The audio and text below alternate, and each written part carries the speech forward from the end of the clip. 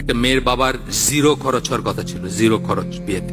কত কঠিন করে ফেলছি আমরা, জমি জমা বেচা মানুষের খাওয়ায়া, তারপরেও খোটা, তারপরে যতদিন মানে চলতে থাকে এটা। আমাদের সিলেটে তো ইফতারির জন্য জমি বেচে গরিব বাবারা, ইফতারি পাঠানোর জন্য। বৎসরে বৎসরে রোজার সময় শ্বশুর বাড়িতে ইফতারি পাঠাইতে হবে, নাইলে মেয়ের ইজ্জত থাকবে না, মেয়েরে খোটা দিবে। তো এখান থেকে জমি বিক্রি করে এই ভার দিয়ে ইফতারি, আবার এমনি আপনি একটা প্যাকেটে হাতে নিয়ে নিলেন, তাহলে আর কি হলো, ভার দিয়ে নিয়ে যাবেন বা আপনার মাইক্রোবাস বইরা বা গাড়ি ভ্যান বইরা নিয়ে যাবেন আর কি ইফতারি। শুধু তাই না, এই যে আম কাঁঠালের দিনে আবার আম কাঁঠাল পাঠাইতে হবে ভ্যান বইরা মেয়ের বাড়িতে। এই সমস্ত কিছু আসলে ইসলামে তো কোনো ব্যাপারই নাই এবং খুবই সহজ ছিল। মেয়েরা কিন্তু একটা বেটার ইসে ছিল ইসলামে অলওয়েজ, যে মানে মেয়ের বাবা তার কাছে এসে ধর্ণা দিত মানুষে কেমনে করে, কারণ প্রেম প্রীতি তো নাই ইসলামে।